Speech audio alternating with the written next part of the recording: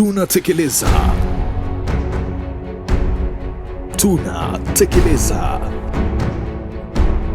Habari za muda huu na karibu katika kipindi kingine cha Tunatekeleza. Ni juma lingine na hii leo tunakuja upya kabisa kutoka katika mji wa serikali Mtumba, nje kidogo ya jiji la Dodoma. Hii leo tunatekeleza na wakala wa barabara za vijijini na mijini nchini TARURA, na tutakuwa na mhandisi Victor Saif ambaye yeye ni mtendaji mkuu wa TARURA. Basi tumepita huku na kule kuangalia jinsi ambavyo TARURA inafanya kazi. Pia tutakupeleka huko ili upate kushuhudia we mwenyewe kazi zinavyoendelea kupigwa katika maeneo mbalimbali ya nchi. Jina langu Eshe Muhedin, kwa niaba ya timu nzima ya Tunatekeleza ambayo nitakwambia hapo baadaye, nasema karibu katika Tunatekeleza. Na hii leo basi tutakuwa na mtendaji mkuu wa TARURA na si mwingine ni mhandisi Victor Saif. Karibu sana kwenye Tunatekeleza. Tarehe 3 ya mwezi wa 3, waziri wa nchi ofisi ya Rais TAMISEMI walifika katika maeneo haya kukagua hizi barabara ambazo ziko katika mji huu wa serikali, lakini akaonyesha kutoridhishwa na kazi inavyoendelea, kasi ya kazi inavyoendelea, lakini akatoa maagizo. Akasema kwamba ifikapo Julai 31 basi mwe mmekamilisha. Hebu tuambie mmekoma wapi, kwa sababu ni mara ya pili.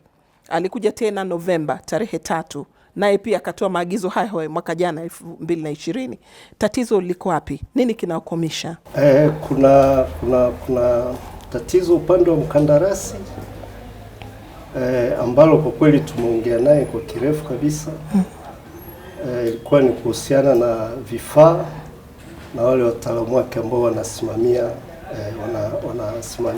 kazi, na kimsingi mpaka sasa tumekubaliana kabisa kwamba inabidi afanye kazi usiku na mchana ili kuhakikisha kwamba kazi hizi zinakamilika kwa jinsi mkataba unavyotaka, ambayo ni tarehe 31 Julai mwaka huu 2021. Na kulikuwa na shida ya zinaitwa U-drain kizungu, kwa Kiswahili si vizuri, ambazo kuzitengeneza alikuwa amechukua muda sana, alikuwa anachukua muda mrefu sana. Labda matumizi yake ni nini hizo U-drain? U-drains kama umepita kwenye barabara hivi wakati unakuja huko, ni hii mifereji ya pembeni ambayo imejengewa sections za zege, ni vipande kama mita moja hivi na vipo vingi. Kwa hiyo ndio wakishachimba mifereji ile ya pembeni wanavipanga vile na kuviunganisha na simenti. Sasa kwenye kufanya precasting ya zile units ndio kidogo pale alikuwa na legalega. Kwa hiyo tukamsisitizia akaongezea molds kwa ajili ya kutengenezea kwenye site ya pembeni, lakini vile vile tukamwambia kwamba afanye na kukasti in situ, yani ule mfereji wakishachimba wanamwagia zege pale sio kutengenezea ile nani pembeni alafu ndio wanakuja wanaweka. Na ni kweli amefanya hivyo.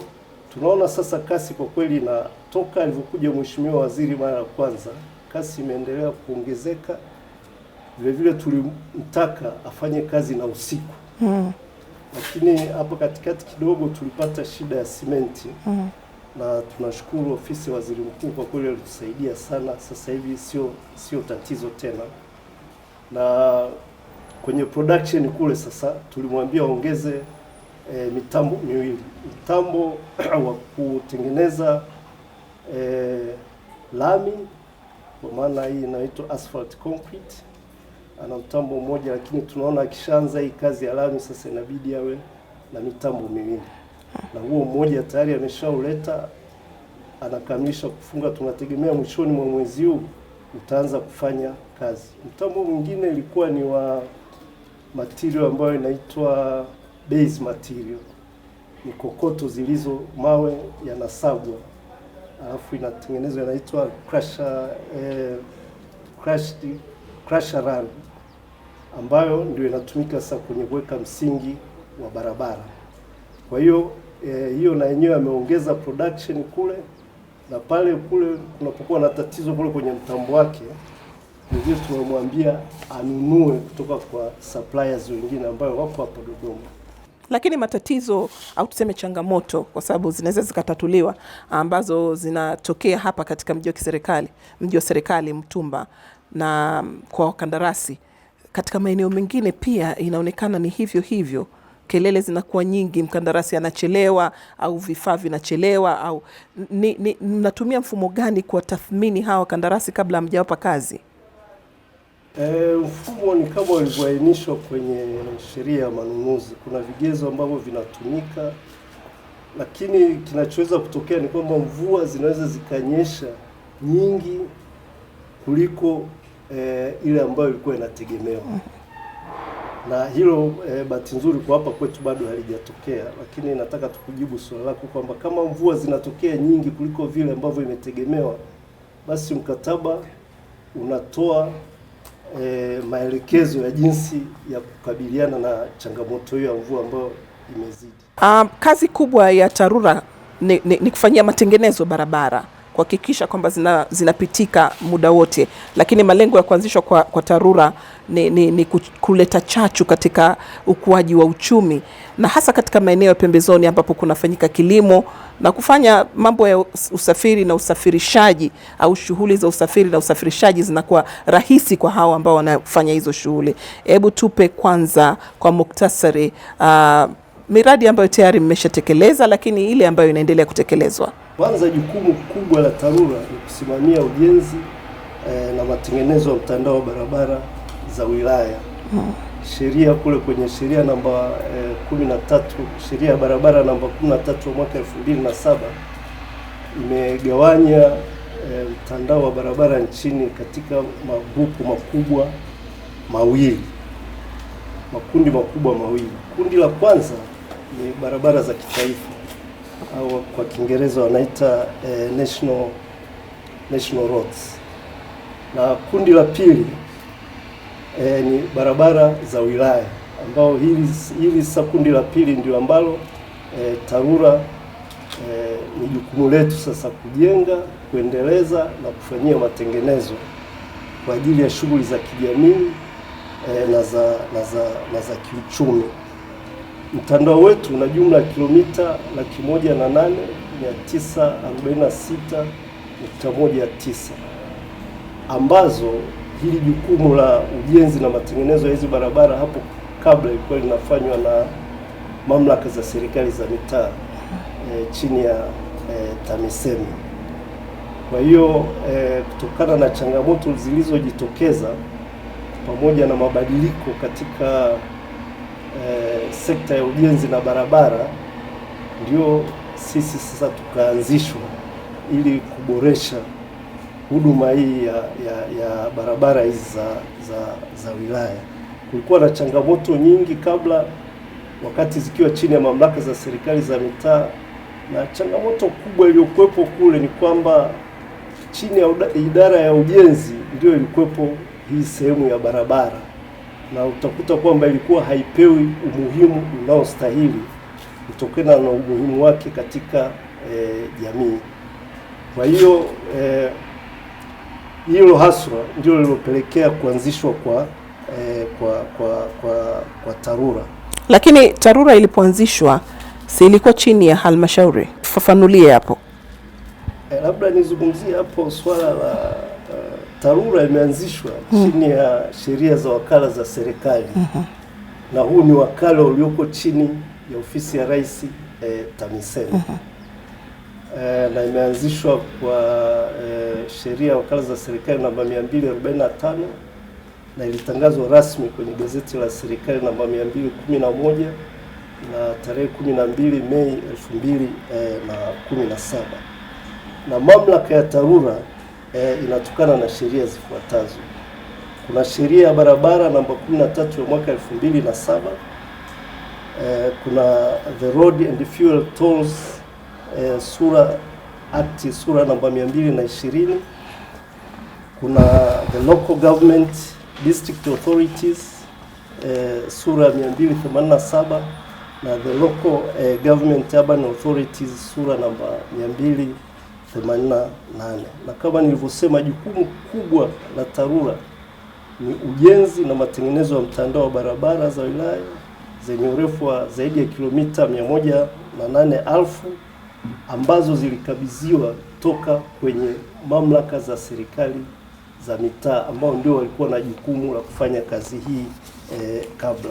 Mtandao hapa nchini umegawanyika katika makundi mawili makubwa, ambao kundi la kwanza ni ile la barabara za kitaifa, national roads, ambazo hizi zinahudumiwa na wakala wa barabara Tanzania, yani TANROADS, na zina jumla ya kilomita 36,257.97 na TANROADS wako chini ya Wizara ya Ujenzi na Uchukuzi.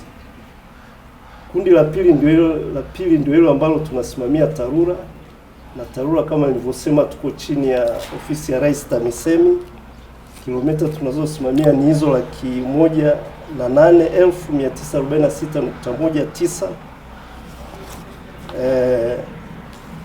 Hili kundi la pili sasa, hili naomba niliweke wazi kidogo kwa sababu nimezungumzia sheria namba 13, sheria ya barabara namba 13 ya mwaka 2007 ambayo ina define sasa zile national roads na hizi district roads. Sasa ukienda kwenye sheria sasa hivi, kati ya hizi kilomita 108,000 ni kilomita 56,624.59 ndizo ambazo zinatambulika kisheria.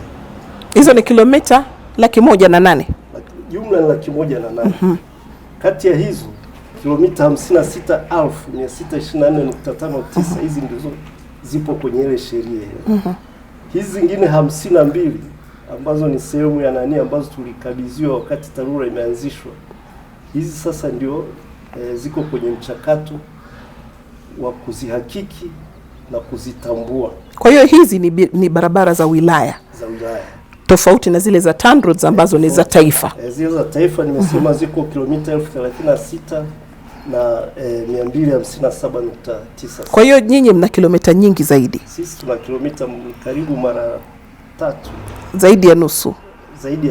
Ya mtandao wetu ulivyo sasa hivi, ambapo ni 15% tu ndio zina hali nzuri, na zaidi kati ya kilomita 108,000 ya 15% ndio zenye hali nzuri, 36% zina hali ya wastani, na zaidi ya 49% zina hali mbaya. Na ndio sababu ikitokea imenyesha mvua kidogo, nasikia kilio ni kikubwa sana. Wakati tunaendelea, tulikuwa tunazungumzia kuhusu miradi ambayo tayari mmeshatekeleza na ile ambayo inaendelea kutekelezwa, au kuna ugumu wa kuitaja miradi japo hata mitatu mikubwa ambayo mnatekeleza na ile ambayo inaendelea kutekelezwa? Hamna ugumu. Miradi mikubwa, mradi mmoja wapo mkubwa ni huu wa mji wa serikali ambao una thamani ya zaidi ya bilioni 89.1 ukichanganya na fedha za usimamizi kwa maana ya mhandisi mshauri. Mradi wa pili, tuna mradi ambao katika mkoa wa Iringa na Mbeya chini ya programu ya AgriConnect ambao kuna kilomita 87.6 ambazo zinajengwa kwa kiwango cha lami na jumla ya zaidi ya shilingi bilioni 35.7 zitatumika kwenye ujenzi wake. Kwa hapa mji wa serikali sasa hivi kazi zilianza Februari mwaka jana, sasa hivi ziko 63%. Na hii miradi ya AgriConnect kazi na zenyewe zilianza mwaka jana, nadhani mwezi wa 4, na sasa hivi ziko karibu 50%. Mradi mwingine mkubwa ambao unaendelea sasa hivi kule Kibiti, tuna daraja la Mbuchi ambao liko kule kwenye kijiji cha Mhoro. Na lenyewe ndio wameanza, tumesaini mkataba nadhani mwezi uliopita, na sasa hivi wako kwenye matayarisho ya kwanza kazi. Ni mradi ambao utachukua karibu miezi 12. Kule Mwanza tuna daraja kubwa la Mwasanga iko halmashauri ya Misungwi inaunganika na halmashauri ya jiji la Mwanza, na wenyewe sasa hivi uko zaidi ya 90%. Katika bajeti ya 2020 na 2021 TARURA mlipewa bilioni 269 na tumeshuhudia katika bunge lililopita, bunge la 12, mkutano wa pili, wabunge wakipiga kelele sana wakisema kwamba inabidi TARURA waongezewe budget kutokana na kuwa na mtandao mkubwa wa barabara nchini ukilinganisha na TANROADS. Kwanza hebu tuambie wewe msimamo wako kwa wapi katika hili, alafu hizi bilioni 269 kweli zinakidhi haja? Kwanza msimamo wangu, kwa sababu wabunge swala kubwa walikuwa wanazungumzia, kwanza walikuwa wanazungumzia kuhusu mgawanyo wa hela za road fund, ambacho ndio chanzo muhimu au chanzo ambacho kinatumika kwenye matengenezo ya barabara zote za TANROADS na za TARURA. Kwa hiyo walikuwa kutokana na sababu kwamba mtandao wetu ni mkubwa, walikuwa wamesema kwamba tuongezewe ule mgao badala ya 70 30, at least ipandishwe, labda ifikie, wengine walikuwa wanasema mpaka 50. Kwa maana kwamba 70 ni TANROADS, 30 ni TARURA. Kwa hiyo wao walikuwa wanasema kwa sababu mtandao wa kwetu ni mkubwa na unagusa maeneo yale ya vijijini kabisa, mtu wa kawaida kabisa, kwenye maeneo ya kilimo nini. Kwa hiyo ni vizuri ikaongezwe hiyo distribution, ikawa labda 40-60, au watu wengine walikuwa wanasema 50-50. Lakini mtazamo wangu kwenye hilo, kwa sababu investment ambayo imewekwa kwenye national roads ni kubwa mno, na deterioration ya barabara, yani sio ile inatokea mara moja kwa barabara ambazo zimetengenezwa, inaenda polepole. Kwa hiyo kama hizi hela TANROADS hawakupata hela za kutosha kwa ajili ya matengenezo ya hizo barabara ambazo serikali imewekeza sana, baada ya muda miaka 5 tutarudi kule kule miaka 70 tulikotoka. Na ndio sababu kama wamefuatilia sana mijadala wa bunge, sasa wakarudi wanasema kwamba kitafutwe chanzo kingine ili TARURA iongezewe fedha. Na nadhani sehemu hiyo ndio serikali ambayo inalifanyia. Na huo mtizamo wako ni wa kiuhandisi? Ni wa kiuhandisi kabisa. Sio wa kisiasa. Sio wa kisiasa, ni wa kiuhandisi kabisa, kwa sababu investment kwa kweli kwenye barabara hizi za kitaifa ni kubwa sana. Kwa mfano Dar es Salaam, sisi tuna mpango mkakati wetu wa miaka 5 ambao unaishia Juni mwaka huu. Sasa hivi tuko kwenye hatua za mwisho za kutayarisha mpango mkakati wa pili wa TARURA. Sasa kwenye ngazi za mikoa tumeanza na Dar es Salaam, kwa kuzingatia huu mkakati wetu wa kitaifa.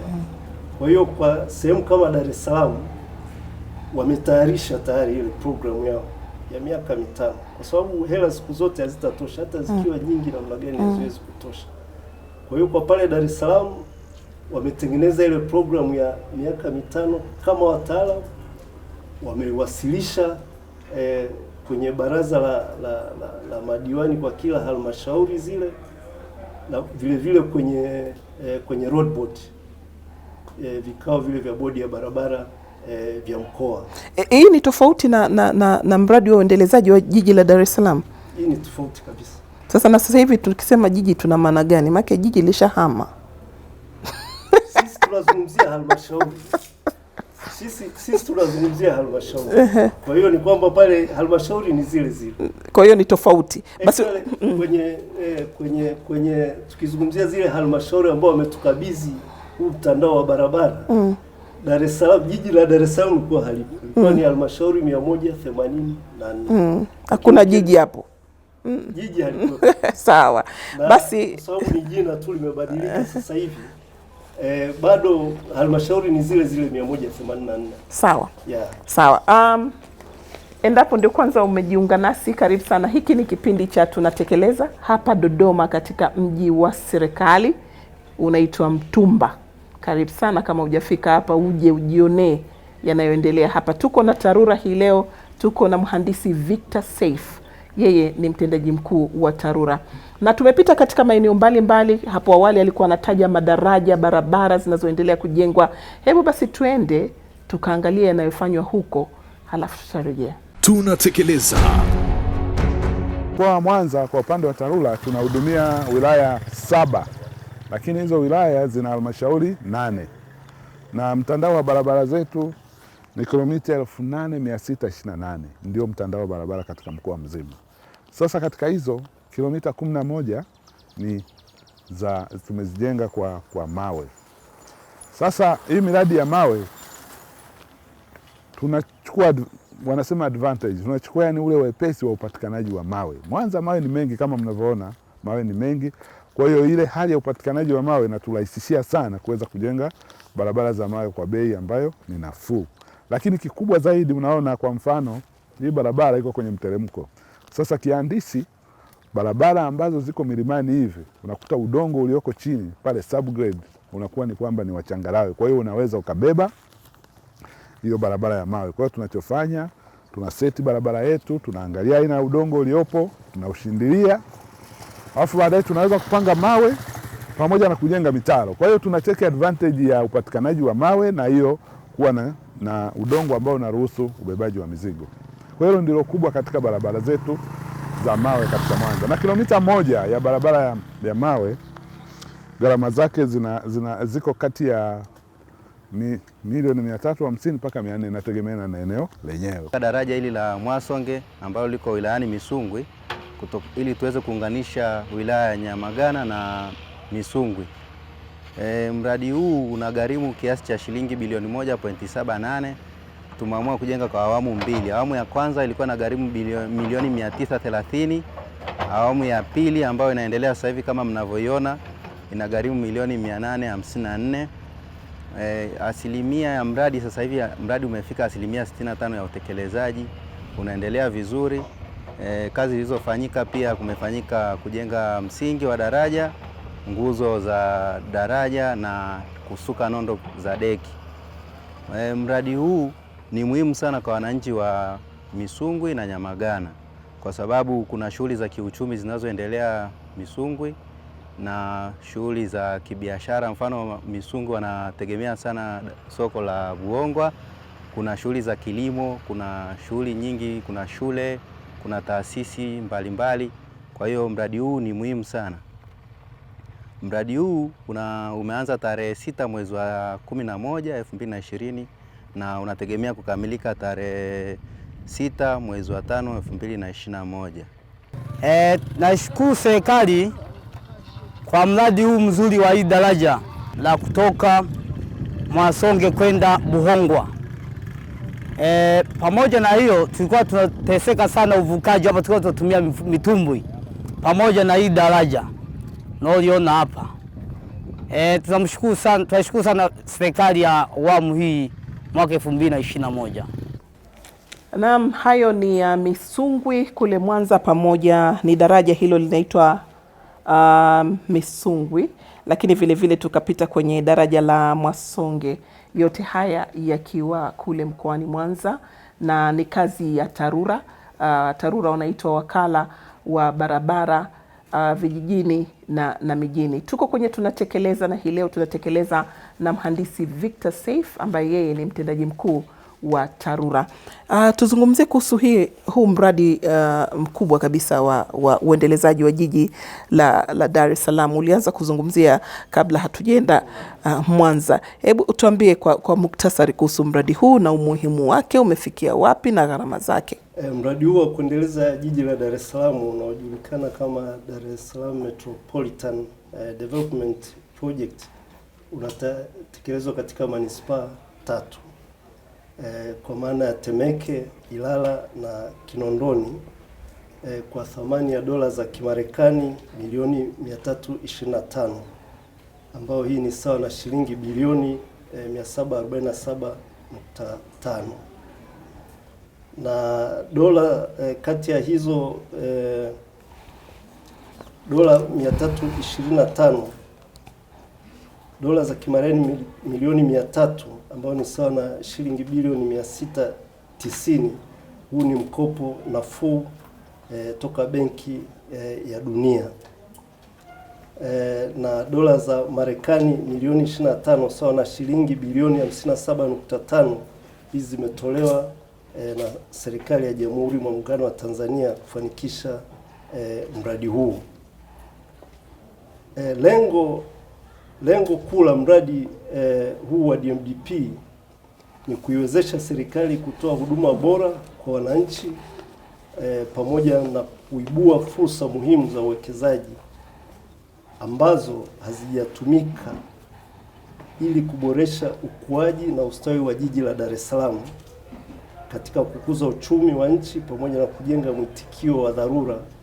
Hii ni emergency response wa kukabiliana na majanga mbalimbali na changamoto za tabia nchi. Huu mradi umejikita katika maeneo gani? Kwa sababu Dar es Salaam ukiangalia barabara hizi kubwa hizi ziko vizuri, lakini ukiingia huko mitaani huko katika maeneo mengi hali si shwari. Labda tuangalie ni maeneo gani hasa yamenufaika, kwa mfano katika hizo manispaa. Kwenye hizi manispaa actually sehemu kubwa waliofaidika ni kule wanakoishi wananchi wa kawaida kabisa. Kama sijui ulipata muda wa kutembelea Temeke kule, maeneo mengi yani ni kule wanakoishi wananchi wa kawaida, lakini kuna zile linki muhimu na zenyewe vile vile zimekuwa considered. Lakini kwa Temeke na Kinondoni kwa mfano ukienda pale maeneo ya Millennium Tower, ukiingia kwa ndani utaona barabara zote zile Kijitonyama ile Victoria. Na Temeke ndio sema kabisa. Wakati akizindua TARURA tarehe 2 ya mwezi Julai mwaka 2017, Waziri Mkuu Kassim Majaliwa aliwapa maagizo kadhaa ikiwemo kushughulikia usimamizi mbovu wa mikataba ya ujenzi kati ya wakandarasi na mamlaka katika miradi ya barabara. Hili limetekelezwa kwa kiwango gani? Lakini pia alizungumzia masuala ya rushwa. Nadhani mlipewa jukumu sasa la kusafisha huo uchafu uliokuwa unafanyika huko nyuma. Mmefikia wapi katika hilo?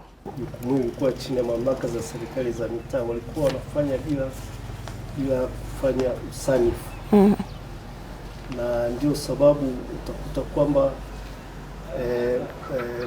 mingi ilikuwa chini ya kiwango, na hiyo ndio ilikuwa changamoto mojawapo ambayo imesababisha hata TARURA kuanzishwa.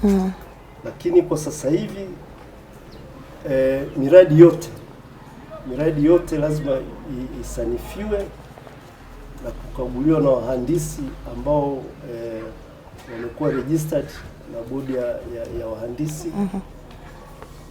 Tatizo lingine lilokuwepo kule, kuna wahandisi ambao bado walikuwa hawajasajiliwa na walikuwa wanasimamia hizi kazi na kufanya design, na ndio sababu tulikuwa tunapata tatizo la quality ya kazi, yani ubora wa kazi ilikuwa ni shida kubwa sana.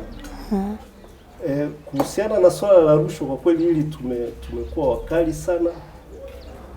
Tulivyoanza tu kuna baadhi ya wahandisi kwa mfano Shinyanga pale, kwa wakati huo ilikuwa bado tulikuwa tujapewa, yani wahandisi wale bado walikuwa chini ya halmashauri husika. Kwa hiyo tukimkuta na kosa tunafanya ile sehemu yote yetu, kama ni kusimamisha kazi au kunani, lakini ile zile hatua za kinidhamu zinazotakiwa kuchukuliwa kwa kufuata taratibu za utumishi inabidi mwajiri ndio asifanye. Kwa hiyo sisi tunaandika ripoti na tunawarudisha kwa waajiri wao kule, wao ndio wanaendelea sana kuwachukulia hatua. Mna takriban miaka 3.5 sasa hivi tangu huo uzinduzi ufanyike 2017. Mna kipi cha kujinasib TARURA? Kipi ambacho mnaweza mkasimama mkasema hiki tumefanya na jamii ikasema kweli mmefanya? Viko vingi, mimi nitataja vichache kutokana na muda. Kwanza feedback, yani mrejesho tunaopata toka kwa wananchi kwa ujumla, kwa kweli unatupa moyo sana.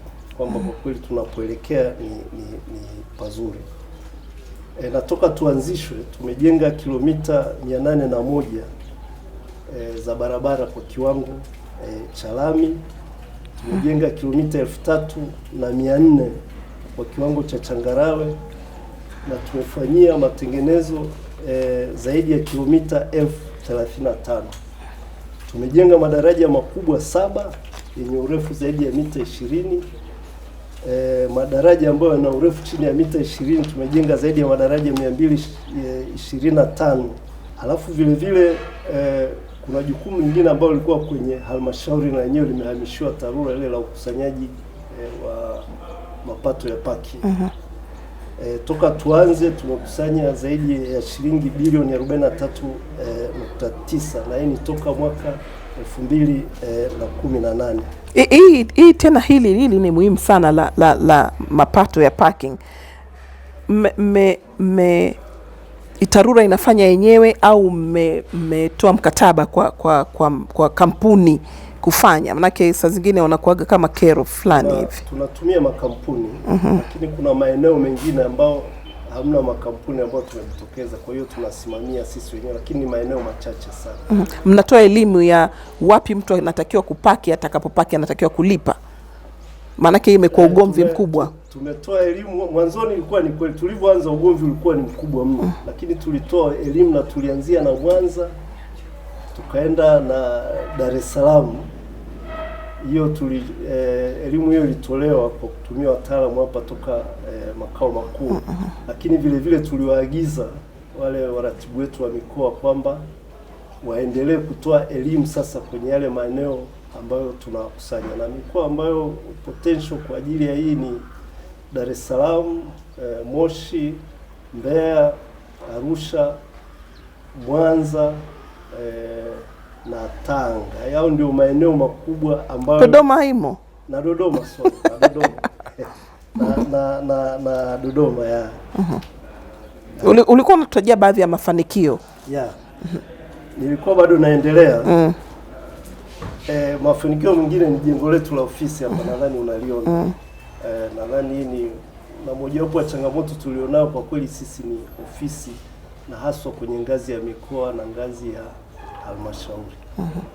Kwa hiyo kama utakumbuka wakati Mheshimiwa Rais amekuja kufungua hili jengo hapa, alitoa agizo kwamba kwa ofisi sasa za kwenye ngazi za mikoa na halmashauri, kwenye ngazi za mikoa marasi nafikiri walipewa jukumu la kutusaidia kupata nafasi kwenye majengo ya serikali, na kwenye ofisi za halmashauri vile vile wakurugenzi na wenyewe walipewa hilo jukumu la kutusaidia. Limetekelezwa? Limetekelezwa kwa asilimia fulani, lakini kama unavyojua kuna sehemu ambapo halmashauri zingine ni mpya na wenyewe hawana jengo wamepanga. Lakini agizo la Rais ni agizo. Ni sawa, ni agizo. Kwa hiyo wakati wanajenga sasa kwenye hayo, wakati wameplani kujenga hayo majengo yao mapya, lazima mle kwenye zile nani zao wana sehemu ambayo wametu accommodate sisi kama TARURA, sehemu ya kukaa. Lakini kwa kipindi hiki sasa wakati tunanio ni kwamba bado tunapangia. Sawa. Kutoka Mwanza tulielekea katika mikoa mingine, na tulikwenda Morogoro, tukaenda Singida, halafu vile vile tukaenda mkoa wa Mbeya. Huko kote tulikuwa tunaangalia jinsi TARURA inavyofanya kazi, hasa katika ujenzi na ukarabati wa barabara, lakini pia na madaraja. Hebu twende tukakuonyeshe kazi inavyofanyika huko, lakini na wataalamu nao wanazungumzaje, halafu tunarudi hapa. Tunatekeleza. Baada ya kupata taarifa ya kuwa wananchi wa vijiji vya Digoma, Digalama na maeneo mengine wanapata adha, kwa maana hususani wakina mama wajawazito, wakina watoto wanapokwenda shule na kupata huduma za msingi kwa maeneo mbalimbali katika mji wa Turiani na Madizini. Kwa hiyo kulikuwa ni changamoto kubwa sana. Awali kulikuwa na daraja ambalo sisi tunaliita Vantage Drift. Daraja hilo lilisombwa na maji na pia kufunikwa na mchanga kiasi kwamba hata kuhamishwa kwa mto kabisa kiasi kwamba ikawa ni vigumu wananchi kuvuka. Kwa hiyo awali walikuwa wanavuka kwa kutumia watu wanaobeba migongoni, mabegani, ili waweze kuwavusha katika huu mto, sababu mto ulikuwa unajaa na ni mto hatarishi kwa sababu kuna mamba ambapo ni hatari pia kwa watumiaji. Kwa hiyo baada ya hapo tukaja timu ya TARURA tukishirikiana na uongozi wa mkoa, TARURA mkoa pamoja na halmashauri kuja kuona ile eneo na kushirikiana pia na wananchi. Baada ya kufanya usanifu feasibility studies, tukaona eneo ambalo tunaweza tukajenga hichi kivuko. Hii kwa kitaalamu tunaita ni suspension cable bridge. Ni daraja ambalo tumelisanifu TARURA kwa kushirikiana pia na wenzetu kutoka makao makuu ili kuweza kuwasaidia wananchi wa huku, wananchi wa Digalama na Digoma na maeneo mengine, ili waweze kuwa na uwezo wa kutoka huku, kwa sababu huku ni kama kisiwani, walikuwa wamefungiwa kutokana na huu mto kujaa. Na mto huu huwa unajaa, mvua zikianza kunyesha unaweza kukuta karibu wiki 3, wiki 4 zimejaa. Kwa hiyo tulisanifu hili daraja ambalo baada ya kulisanifu tukawasilisha michoro makao makuu, na baada ya hivyo tunashukuru mtendaji mkuu baada ya kuliona hilo na kuona umuhimu wa hili daraja akaamua kutupatia fedha milioni 66 kwa ajili ya kujenga hili daraja. Tunashukuru sana viongozi wetu, madiwani, rais, wabunge, viongozi wetu wa chini kutufanyia daraja kama hili. Mara ya kwanza tulikuwa tunasumbuka sana, hasa kipindi cha maji mengi tupita kwenye magome. Sasa tunashukuru tumepata daraja kama, tunashukuru viongozi wametusaidia. Tunafaidika daraja kutoka Muhonda ikipeka biashara zangu huku, wakulima pia tunafaidika kubeba mizigo yetu tunapeka Tuliani. Kwa hiyo tunashukuru sana kuanzia rais, uongozi wote wa serikali ujumla. Ila tunashukuru kwa kupata hichi daraja. Maana mwanzo tulikuwa tunapita huko kuna daraja moja ilikuwepo huko, ilikuwa imefukiwa na maji ni muda mrefu. Tukawa tunaanza kubwa sana ya kuvuka, hususan tulikuwa tunavuka na Gome. Maeneo hayo tukija tunavushwa na ndoo, hatimaye tunatumbukia, tunaogelea. Kama huwezi kuogelea ina maana unaweza ukanywa maji. Lakini baada ya kupigania viongozi wetu tukapata kivuko kizuri. Mimi nashukuru kwanza kwa kivuko kizuri. Tunashukuru kwa kupata hichi kivuko, kimetengenezwa vizuri, kina ubora, tunapitisha mizigo kama hususan mizigo yangu mimi napita bila tabu yoyote, hata kipindi cha mvua huwa napita bila shida yoyote. Tunashukuru akina mama kwa si wajawazito, ukiwa unauma uchungu, unajua muda wote kivuko kipo kwenye daraja unaweza ukapita. Sio sawa kule maji yakijaa ukiumwa uchungu mpaka ubebwe, ila sasa hivi tunashukuru Mungu tumepata kivuko kizuri, ukiumwa muda wote unaweza ukasaidiwa. Daraja hili limejengwa 2017. Imeanza tarehe 20 mwezi wa 2 2017 chini ya usimamizi wa TARURA na limekamilika 2019. As of now kama mnavyoona linatumika na linatoa huduma kwa wakazi wa eneo la Gua ambayo ni kata yetu ya mwisho huku, na kimsingi ni muunganiko pia wa mkoa wetu wa Songwe na mkoa wa Katavi. Ukifika kata ya Gua kuelekea huko mbele unakwenda unaungana na mkoa wa Katavi. Kwa hiyo ni kiungo pia cha mkoa wa Songwe na mkoa wa Katavi. Actually kabla ya ujenzi wa daraja hili, wananchi wa hapa kama mnavyoona mto huu una changamoto, especially kipindi hiki cha masika. Ilikuwa ni changamoto kuvuka. Kwa kipindi hiki mawasiliano yalikuwa yanakatika kabisa. Kama mnavyoona upande wa chini ndio kulikuwa na kidaraja kidogo kabisa ambacho ndio kilikuwa kinatoa huduma ya mawasiliano kati ya kata hii ya Gua na makao makuu ya wilaya. Kwa hiyo kipindi kama cha masika kama hiki ilikuwa ni changamoto kubwa namna ya kuvuka hapa. Wananchi walikuwa wanapata adha, wengine walikuwa wanasombwa na maji, wengine wanaliwa na wanyama kwenye maji humo. Kwa hiyo changamoto ilikuwa ni kubwa, lakini baada ya ujenzi wa daraja hili angalau sasa hivi wanaweza kuvuka na kupata huduma stahiki. Hiyo changamoto tulikuwa tunaipata kabla hili daraja halijajengwa ilikuwa ni kubwa sana. Awali mwanzo kabisa palikuwa daraja la miti ambao ni magogo. Tulikuwa napata changamoto kubwa, mvua zikinyesha yale magogo yalikuwa yanaoza, hivyo ilikuwa inafikia muda mawasiliano ya kata ya Gua kijiji cha Gua na kata ya Kapalala kijiji cha Kapalala yalikuwa yanakatika kabisa. Kwa sasa hivi tangia tumepata hili daraja, kwa kweli kwa ujumla linatusaidia sana sisi wananchi kati ya Kapalala na kata ya Gua. Pindi changamoto ya hii barabara wakati daraja bado iko kule ilikuwa inatutesa sana, hata watu ambao tulikuwa tunatoka Gua kwenda hivi tulikuwa tukifika hapa tunakaa hadi masaa kuanzia 6 maji yakipungua, watu wanatumia mitumbwi kuvusha watu kwa kuleta ngambo nyingine ili aweze usafiri kuendelea kufika Mkwajuni, na wanaoenda Gua walikuwa wanatumia mitumbwi. Ila kwa changamoto tuliyoona ya barabara saa hizi naona kwenye daraja pako vizuri tunapita. Moja hapo ya vivuko tulivyojenga kwa fedha tunazopata kutoka mfuko wa barabara ni ujenzi wa daraja hili la mawe. Daraja hili la mawe lina urefu wa mita 45 kuanzia mwanzo mpaka mwisho. Daraja hili lilijengwa mwaka 2017 likakamilika mwaka 2018 mwezi wa pili. Mpaka sasa lina miaka mitatu tangu limeanza kutoa huduma. Labda kwa nini tulitumia teknolojia ya ujenzi wa daraja kwa kutumia mawe? Kikubwa hasa ni gharama. Teknolojia ya ujenzi wa madaraja ya mawe ni teknolojia ya muda mrefu na miaka mingi. Ipo tangu miaka ya nyuma sana, miaka 1800. Kuna madaraja yamejengwa kama haya nchi zingine za China, Spain na maeneo mengine. Hasa tuliona tutumie teknolojia hiyo kwa maana ya kupunguza gharama za ujenzi. Kwa sababu kuu hasa malighafi za viwandani zina bei kubwa ukilinganisha na malighafi zinazopatikana eneo husika. Kama tunavyoona eneo lenyewe lilivyo, ni eneo ambalo lina mawe mengi. Kwa hiyo kwa kutumia teknolojia hiyo tumepunguza gharama na tukaokoa kiasi kikubwa sana cha fedha. Usanifu awali ulihitaji kiasi cha fedha kama bilioni 1 na milioni 200 kwa ajili ya kujenga daraja hili kwa kutumia zege na nondo. Ila baada ya kufanya tathmini na kuona njia mbadala ya kutumia mawe, basi tumeweza kujenga kwa shilingi milioni 300. Daraja ambalo lina urefu ule ule na linaweza likahudumia kwa kiasi kile kile. Kwa hiyo ni madaraja ambayo tunajenga hasa kwenye wilaya ya Mkalama, ni madaraja tumejenga kwenye maeneo mengi.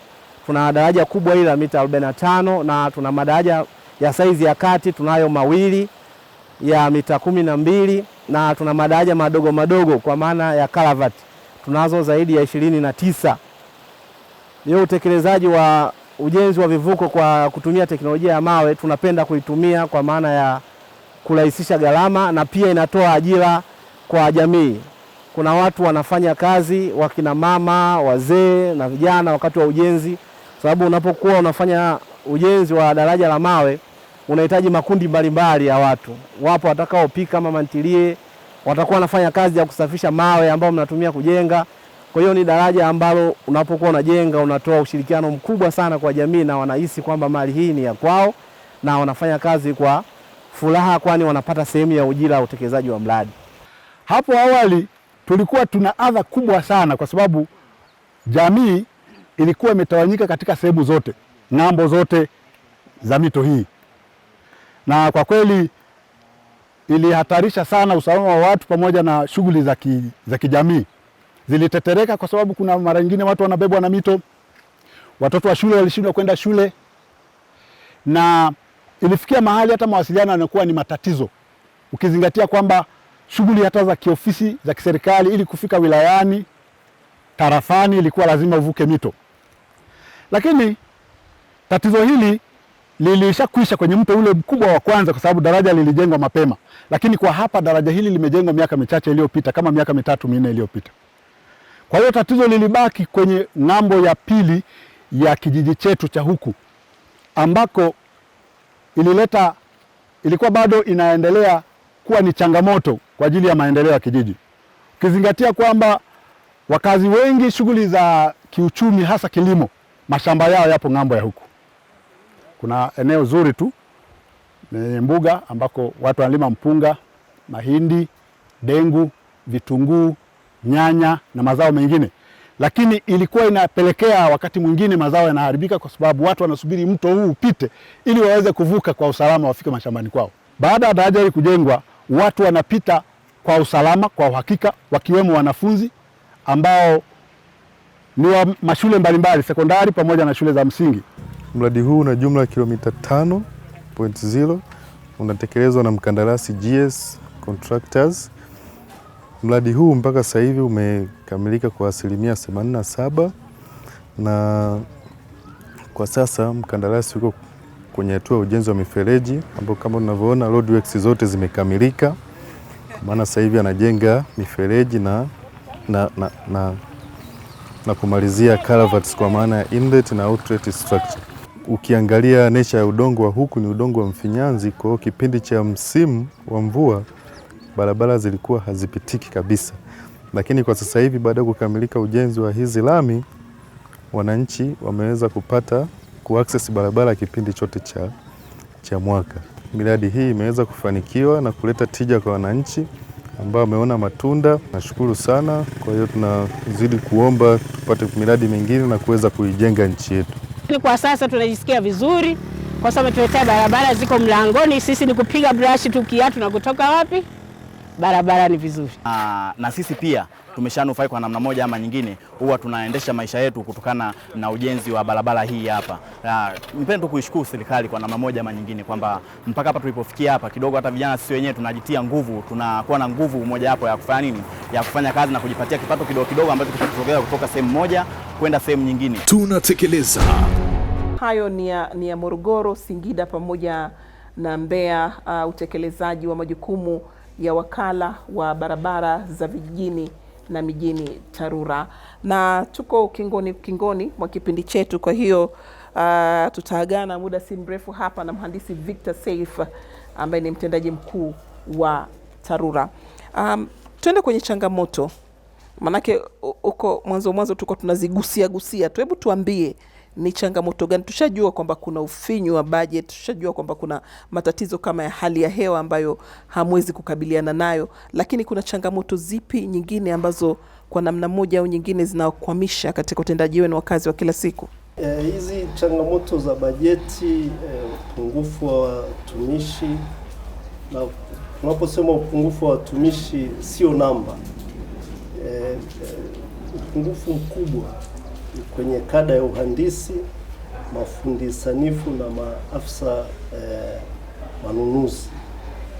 Alafu kuna shida nyingine ya uzoefu, kwa maana ya skills za wale watu ambao tunao. Lakini hili sasa la kuhusiana na watumishi, bado kwa kushirikiana na TAMISEMI na utumishi, nafikiri bado tunapata watumishi wa kada hizo kutoka kwenye taasisi zingine za serikali, na vile vile tunaendesha mafunzo haswa kwenye maeneo ya manunuzi, alafu na management ya mikataba pamoja na uongozi kwa watumishi wetu kwenye ngazi ya mkoa na ngazi ya halmashauri.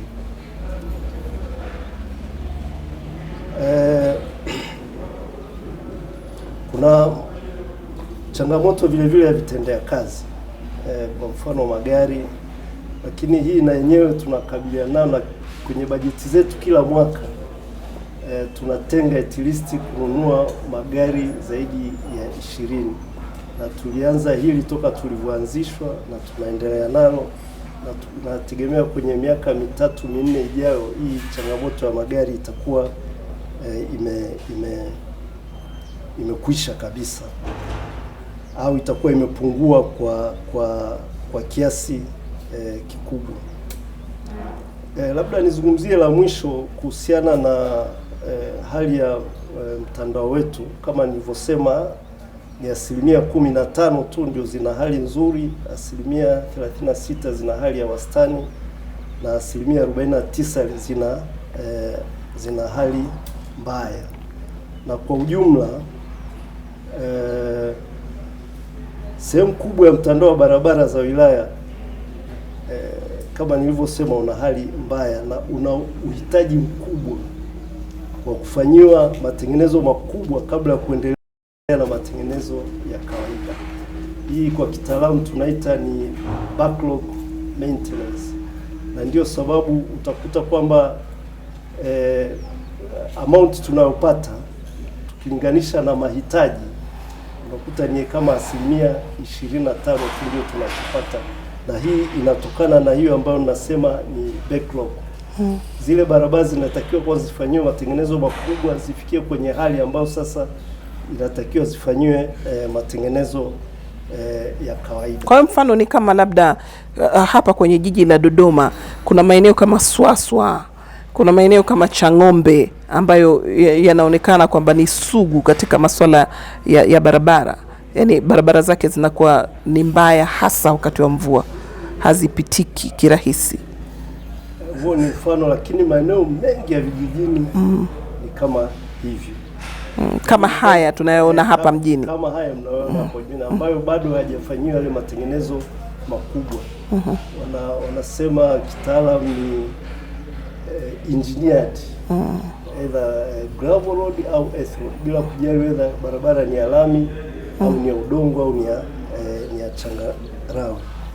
Kwa hiyo sasa, kwa kuzungumzia hii hali, nataka nielezee kwamba mfano mzuri kwenye mvua za mwaka jana 19-20 kuanzia Oktoba hapo zilizonyesha kutoka Oktoba mpaka Mei mwaka jana, utakuta kwamba kabla ya hapo mtandao wetu barabara zenye hali nzuri zilikuwa na 23%. Baada ya zile mvua hizi ziliporomoka mpaka kufikia 15% ya sasa. Na hali kadhalika barabara zenye hali mbaya zilitoka 43% mpaka 49%. Kwa hiyo hii inaonyesha jinsi ambavyo mtandao wetu unaathirika sana zinaponyesha mvua hata kama ni kidogo. Kwa mwarobaini wa hili ni kwamba hizi barabara zijengwe katika kiwango kinachokubalika, katika kiwango ambacho sasa zinaweza kupokea yale matengenezo ya kwa maana kuwekewa mifereji na makala. Ndio kiwango hicho cha juu kabisa yanawekwa kitaalamu. Sawa. Zinakuwa designed na zinawekwa changarao, zinatengenezwa vizuri kuwa na tuta lile la barabara linalotakiwa, mifereji na kuwa vizuri. Kuna dalili ya TARURA kuona hayo yanatokea? Haya yatatokea kadiri tunavyoenda na resources zinavyopatikana na kuangalia namna nzuri ya kutumia resources ambazo tunazo. Na kama nilivyosema, kwa kweli mrejesho tunaopata kutoka kwa general public ni mzuri. Ni mzuri. Mrejesho wao? Mrejesho ni mzuri. Unaionaje TARURA katika miaka 5 ijayo, tuseme 2025, panapo uhai na majaliwa? Kweli, kwa mfano kama barabara za lami, hapo tutakuwa tumeongeza kama zaidi ya kilomita 3,000 barabara za lami katika malengo mliojiwekea. Katika malengo tuliyojiwekea kwenye miaka. Sasa hapo bado sijaweka sehemu ambapo tutakuwa tunapata either kutokana na mikopo kutoka kwa wadau wetu wa maendeleo. Hizi nazungumzia tu zile hela ambazo tunazipata toka mfuko wa barabara ambao ndio wafadhili wetu wakubwa kwenye fedha za kutengeneza. Mwisho, zungumza na Watanzania, una kipi cha kuambia?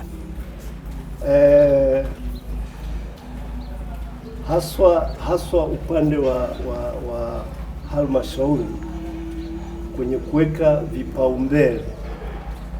Huu mpango ambao tunaokuja nao sasa kwa kila mkoa, ambao tutaweka mkakati kiasi ambacho hela kidogo tunazozipata hatukai tena kuamua ni wapi ziende. Kwenye ule mpango zitaonekana ni wapi tunaanzia. Manake hali ilivyo sasa hivi, zikinyesha mvua tu kila mahali pana umuhimu, lakini haiwezekani sisi tukaenda kila mahali. Kwa hiyo vile vipaumbele ambavyo tumekubaliana na wale wadau wetu inatakiwa tuviheshimu.